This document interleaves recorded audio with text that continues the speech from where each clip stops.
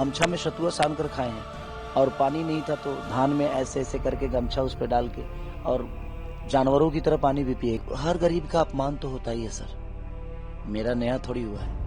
अगर मैं इस बात को कहूँ कि नहीं मेरा बहुत अपमान हुआ है, तो ये नया चीज नहीं है। मतलब हम लोग कहते हैं ना खेसारी का दाल, तो ये शब्द कैसे, मतलब जिन्होंने रखा क्या सोच के रखा? देखिए होता क्या है कि हम भी खेसारी जानते हैं, रीजन की हम किसान के बेटा हैं तो हमें पता है कि, और मैं बहुत छोटा था तो हमारे यहाँ एक रमाशंकर यादव ब्यास हुआ हैं अभी, उनके हमें सीखने के लिए गया था ब्यासी, रामायण महाभारत गाने वाले हैं वो, तो वहीं पे ढोलक बजाते थे बैजनाथ चाचा। तो मैं बहुत तेज था, बचपन से ही बहुत तेज था चाल बजाने में, बोलने में। तब से उन्होंने मेरा कि खेसारी की तरह है, खेसारी खेसारी, तो तब से लोगों ने मेरा नाम खेसारी रख दिया। अच्छा, तो ये कोई बने आपके इंडस्ट्री ने नहीं दिया? हाँ, मेरे गायकी के ही, जैसे कि वेद गायक जो होते हैं ना, उनके वो ढोलक बजाते हैं, गम्हरिया के हैं, आपके पचरुखी के आसपास है गम्हरिया एक जगह, वहीं के हैं वो, और बहुत प्यारे हैं। और बिहार में समझिए कि उनके जैसा तबला मास्टर बहुत कम है, वो अद्भुत हैं, और उन्होंने ही मेरा नाम रखा था। खेसारी जी, आप कब से इस कैसे आना हुआ इस भोजपुरी इंडस्ट्री में, या आप कह रहे हैं कि शुरू से ही आपका कहीं ना कहीं झुकाव था? शुरू से मैं अखंड कीर्तन बहुत गाया हूँ। हरे राम राम राम हरे हरे, हरे कृष्णा कृष्णा कृष्णा हरे हरे। मुझे लगता है कि 500 से ज्यादा मैं अखंड कीर्तन हम लोग गाने जाते थे। हमारे यहाँ के कृष्णा बेदर्दी, पवन पांडे, जो कि मेरे गांव के ही हैं, तो हम लोग, हमारे गांव में बहुत गाना बजाना का बहुत कम था, लेकिन मैं जब इसमें आया इस लाइन में, उसके बाद से अखंड कीर्तन गांव गांव पे। उस समय खाने की बहुत कष्ट थी, तो हम लोग रात में जाते थे ताकि हम लोग को खाना भी मिल जाएगा, उस हिसाब से हम लोग जाते थे। और कहीं ना कहीं उसका योगदान बहुत है मेरे जीवन में, अखंड कीर्तन का। और उसके बाद धीरे धीरे चीजें, क्योंकि गरीबी बहुत थी, उस गरीबी से निकलना था, तो जिंदगी में भगवान का एहसान मानूंगा कि मुझे गरीब बनाया। अगर गरीब नहीं बनाए होते भगवान तो शायद मैं आज यहाँ तक नहीं पहुँचता। अगर किसी अमीर बाप का बेटा होता तो शायद ये उपलब्धि भी नहीं पा पाता मैं, और ना ही मैं इतना मेहनत करता अपने आप को बड़ा करने के लिए। बिहार में कहा जाता है कि हमारे इधर अभी भी लौंडा नाच होता है, उसको लोग बुरी नजर से नहीं देखते बिहार के लोग। तो मुझे जो पता चला कि आपने वहां से शुरुआत की और यहाँ तक नहीं सही नहीं बात है क्या? नहीं, लौंडा नाच मैंने कभी किया नहीं है। ये जितने लोग भी हैं सब ये फर्जी बातें हैं। मैं सिंगर ही बनना चाहता था, और सिंगिंग में मैंने क्या किया, वेद जो व्यास होते हैं, जो वेद गाते हैं, जैसे रमाशंकर चचा से मैं जब दूर ज्यादा पड़ता था तो मैं अपने गुरुजी कमलाकांत मिश्रा जी, जो कि ब्राह्मण कुल के हैं वो, और उनका बहुत योगदान रहा मेरे वहां से जब मैं हटा तो उनका बहुत बड़ा योगदान रहा। और मेरे गांव के बगल के ही है, पकवा इनार बनपुरा एक जगह है, मेरे घर से 4 किलोमीटर है, बाबा महेंद्रनाथ के मंदिर से पहले। तो मैं वहां सीखने लगा, क्योंकि अब नजदीक था। तो मैं कमला बाबा के साथ करीब, मुझे वो लगता है कि 7 साल करीब करीब रहा मैं। उसके बाद फिर धीरे धीरे चीजें, फिर उसके बाद गरीबी बहुत थी, पढ़ाई भी मेरी नहीं हो पा रही थी, रीजन कि मैं रात को सो करता था, दिन में स्कूल जाना, भैंस और गाय बहुत थी, उनका कुटी काटना, फिर दूध पहुंचाना, और गरीबी इतनी थी कि मुझे एडजस्ट करना पड़ता था हर चीज में, पढ़ाई में भी, अपने गायकी में भी, अपने घर का काम में भी। और मम्मी शुरू से, मुझे 6 साल या 7 साल का था मैं तो मम्मी दिल्ली रहने लगी, क्योंकि पापा को बनाने खाने में दिक्कत होता था। दिन में पापा चाना बेचते थे, रात को गार्ड की नौकरी करते थे, तो पापा का भी नींद पूरा नहीं होता था सिर्फ हम सातों भाइयों को पालने में। इसकी वजह से हम सब भाई छोटे छोटे काम करते थे। बाकी मेरे बड़े जो भाई थे वो सिलाई मशीन चलाते थे, क्योंकि उस समय सिलाई मशीन, क्योंकि अब लोगों के प्रॉब्लम थी तो भाई कहीं कहीं कुछ ना कुछ तो करना ही है। तो मेरे 3 भाई तो सिलाई मशीन ही चलाते हैं, एक ओवरलॉकिंग करते हैं, जैसे डिजाइनिंग कपड़े पे जो डिजाइन होता है, उस जो मेरे से बड़े हैं, सबसे बड़े जो हैं वो सिलाई मशीन ही चलाते थे पहले। अब तो सबको अपना अपना, बड़े भाई साथ में रहते हैं, एक माजिल वाले भाई हैं वो अपना काम करते हैं। तो वो परिवेश था, उस हिसाब से हम लोगों ने प्रयास की, और धीरे धीरे चीजें अपने आप, जब शादी हुई, शादी के बाद फिर लिट्टी चोखा बेचना, फिर कई सारे स्टारों के घर पे मैं क्योंकि स्टारडम के पास रहना हर आदमी चाहता है। उस समय हमारे पास कुछ नहीं था, तो कई लोगों के घर पे जाकर मैं झाड़ू पोछा भी करता था कि इनके साथ हूं मैं और इनको डेली देखने को मिलेगा मुझे। मतलब आपने झाड़ू पोछा तक किया है हाँ, आपके घर किया पे? है। ना इसमें मतलब गुड्डू रंगीला जी के घर पे किया, राधे श्याम जी के किया, एक दो कंपनी में भी किया मैं। एक भारतीय म्यूजिक थी, वहां पे भी झाड़ू पोछा करता था। तो वहाँ पे हमारे बहुत प्यारे सिंगर बादल बवाली जी आते थे, विजेंद्र बाबा आते थे, तपेश्वर चौहान जी आते थे, एक और कौन दीवाना थे वो भी आते थे। मैंने बहुत सारे सिंगर वहाँ आते थे, तो सबको चाय पिलाना, बर्तन धोना, झाड़ू पोछा करना, तो 3-4 जगह पे मैंने ऐसे की है। मतलब वो उस वक्त और इस वक्त में कितना अंतर आपको दिख रहा है? देखिए, अंतर तो बहुत है और इस अंतर के लिए ही मैंने मेहनत की थी कि अंतर हो। मेरी जिंदगी आसान नहीं थी और आसान जो चीजें होती है वो जिंदगी नहीं होती है। मुसीबत का सामना करने वाला ही आदमी हीरो बनता है। अगर आपके जीवन में 10 बीमारी हो जाए तो ऐसे ही आप डॉक्टर बन जाओगे। उसी तरह जीवन है, जितनी प्रॉब्लम होगी उतनी ही प्रॉब्लम से निकलते निकलते एक दिन आप नायक कहलाओगे। और मेरे जीवन में प्रॉब्लम बहुत थी, धीरे धीरे सॉल्व की मैंने अपने जीवन को, और उस रास्ते से आज यहाँ तक का सफर आप देख ही रहे हैं जी कैसा रहा, मैं कैसे हूँ, और आज पूरी दुनिया की नज़र खेसारी पे है। तो कहीं ना कहीं वो मेरे गरीबी का देन है, और मैं अपने गरीबी को ही सबसे बड़ा हीरो मानता हूँ कि मेरे जीवन की सबसे बड़ा अगर कोई हीरो है तो मेरी गरीबी थी जो मुझे हीरो बना दी। आपने कहा कि आप यहाँ पे भैंस भी चराते थे, तो मतलब दूध दूहना और जो भैंस को धोना होता है। हाँ, ये सब, ये तो मेरा समझिए कि इसके लिए मुझे सीखना नहीं है कहीं। ये तो मेरे लिए बेहतर है कि मैं भैंस भी दूहता हूँ और मैं भैंस चराया भी हूँ। अब सोचिए कि हम लोग अब गमछा में सतुआ सान कर खाए हैं, और पानी नहीं था तो धान में ऐसे ऐसे करके गमछा उस पर डाल के और जानवरों की तरह पानी भी पिए, क्योंकि चौरा बहुत लंबा होता था। या तो किसी गांव में आपको कल पे जाना पड़ेगा या अपने गांव, और उतनी वक्त नहीं होती थी, तो सतुआ जाता था, पानी खत्म हो जाता था और प्यास भी लगती थी, तो किसी नदी में, जो हमारे यहाँ बाढ़ आती है तो कहीं ना कहीं एक नदी निकलता है, छोटा सा नाहर टाइप का, या तो धान के खेत में हम गमछा बिछाकर पानी पी लेते थे भैंसों की तरह या जानवरों की तरह, या तो कहीं किसी नाहर में ऐसे गमछा डाल के और पानी छान के पी लेते थे। तो इतनी गरीबी में जिए, कभी आपको ऐसा हुआ कि किसी ने बड़ा आपको अपमान कर दिया और दिन आपको दिल पे लगा कि ना अब इस गरीबी में नहीं रहना है, क्योंकि आप कहें कि इतनी गरीबी आपने झेली है, तो क्या कभी ऐसा कुछ नहीं है? देखिए, गरीब, हर गरीब का अपमान तो होता ही है सर, मेरा नया थोड़ी हुआ है।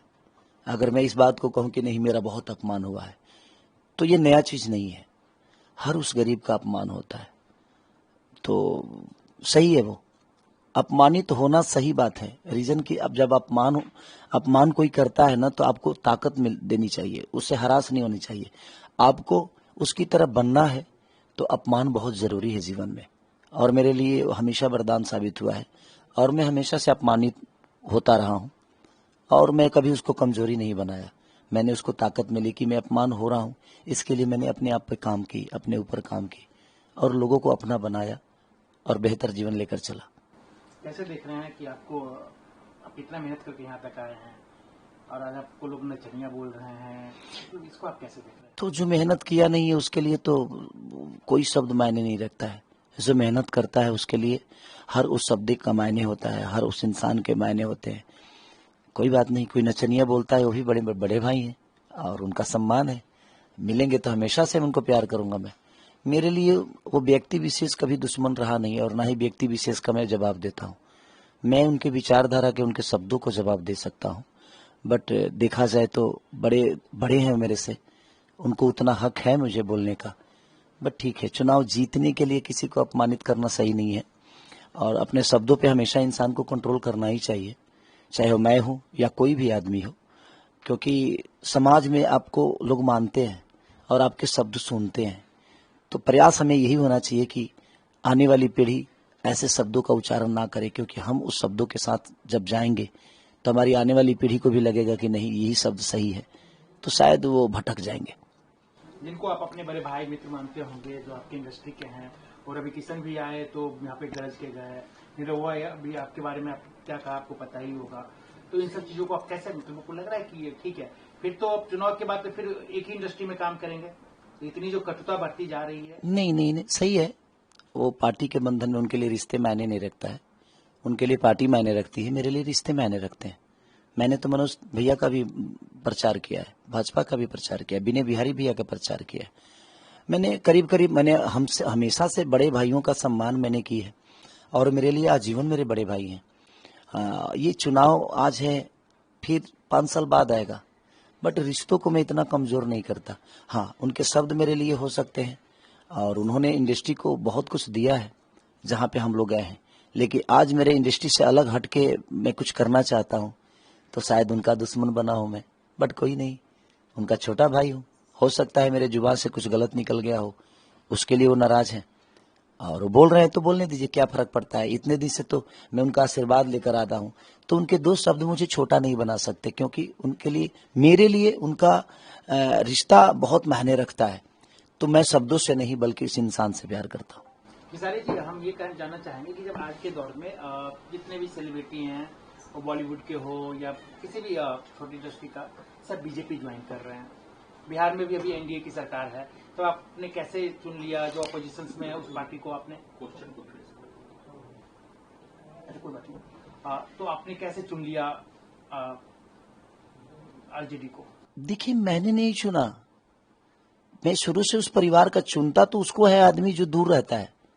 शुरू से मैं लालू चाचा के परिवार से जुड़ा हूँ और आज से नहीं, मुझे लगता है कि 10-15 साल पहले से हमारा एक रिश्ता है उनसे, बाप बेटे का। जब चाचा का तबीयत खराब था तो चंदा ही खाना बनाकर बम्बई में उनको, क्योंकि वो भी देहाती खाना बहुत खाते हैं, साग रोटी या दल पिठी या मकई के भात, इस टाइप की चीज़ें मैंने उनके जहन में रहता है, लिट्टी चोखा। तो ये सब चीज़ें मैं हमेशा से तो चंदा ही बना कर देती थी और मैं ले जाकर पहुंचाता था, खाते भी थे। तो चुनता तो उसको है आदमी जो दूर रहता है, वो तो मेरे परिवार के आदमी थे। बट चुनाव लड़ना एक इत्तेफाक है। मुझे लगता है कि यहाँ मैं नहीं बल्कि भगवान ने मुझे भेजा है लड़ने के लिए, और शायद पता नहीं भगवान क्या चाहता है मुझसे, ये मुझे नहीं पता, क्योंकि टिकट मिलने के बाद पता चला कि चंदा का वोटर लिस्ट में नाम नहीं जुड़ पाएगा।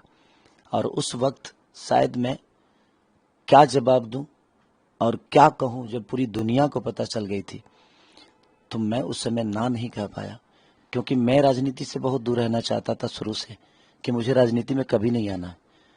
बट पता नहीं भगवान को क्या मंजूर हुआ है कि सब कुछ जो मैं नहीं चाहता था वो मेरे से हो रहा है। बट कोई नहीं, ये भी एक अवसर है और तेजस्वी भैया ने मुझ पे विश्वास जताया है। और छपरा की जनता जो है बहुत प्यारी जनता है, और छपरा नहीं पूरी बिहार की जनता बड़ी प्यारी है और बड़ी सम्मानित है। आज मैं जहां भी जा रहा हूं ऐसे लग रहा है कि अपने बच्चे की तरह मुझे गोद में सब उठा लेते हैं। हाँ, मैं अपने ऑडियंस से कहना चाहता हूं कि भाई, जितने भी लोग हैं उनका कहना है कि ये जितनी भीड़ आ रही है वो सेल्फी वाली है, तो अब आपको ताकत दिखाने की ज़रूरत है। आप बता दो कि सिर्फ सेल्फी ही नहीं बल्कि वोट डालने का भी अधिकार और सरकार बदलने की भी ताकत रखती है। तो अब आप सब पे निर्भर है कि आप इस सरकार को बदलने में कितना योगदान खेसारी और तेजस्वी भैया को दे रहे हैं। आप अधिकांश बड़े नेताओं, बड़े जब हीरो से मिलते हैं तो उनसे पूछते हैं कि आप आएंगे क्या बिहार, जो बिहार से बिलोंग करते हैं, क्या पाएंगे नेतागिरी में? तो बोलते नहीं, अभी तो मेरा बड़ा अच्छा दुकानदारी चल रही है, हम क्यों आएंगे। आपको नहीं, आपकी भी तो दुकानदारी बहुत अच्छी चल रही है। मेरी दुकानदारी सबसे बेहतर चल रही थी और चलेगी, चलती रहेगी। बट जो विश्वास छपरा की जनता ने मुझ पर जताया है, मैं प्रयास यही करूंगा कि जो भी अपने हुनर से हो सके, जो भी अपनी ताकत से हो सके, मैं प्रयास नियंत्रण करते रहूंगा कि ये छपरा की जो प्रॉब्लम है, चाहे वो नाले का हो या अस्पताल का हो। अब सोचिए कि छपरा सिवान गोपालगंज में मात्र एक यूनिवर्सिटी है।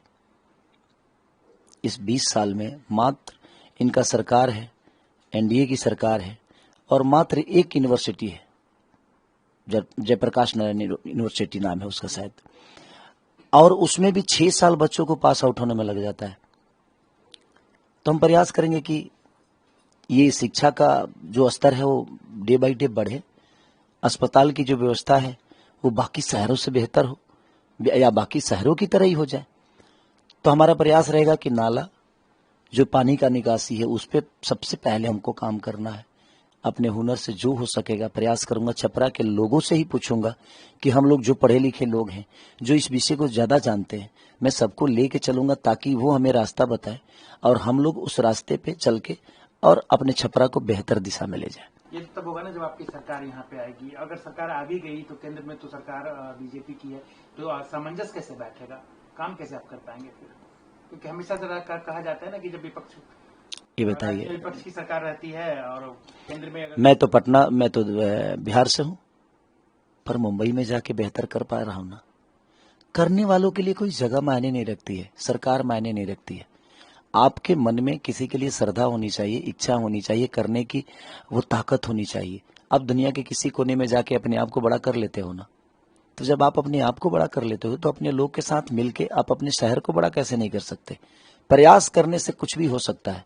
हम लोग प्रयास करेंगे, बहुत नहीं होगा, कुछ तो होगा, धीरे ही चीजें सुधरेगी। बट प्रयास करने में क्या जाता है, एक बार प्रयास करते हैं शायद बेहतर हो जाए। आपके बीजेपी के बहुत सारे नेताओं से अच्छे संबंध रहे हैं, हमने भी देखा है।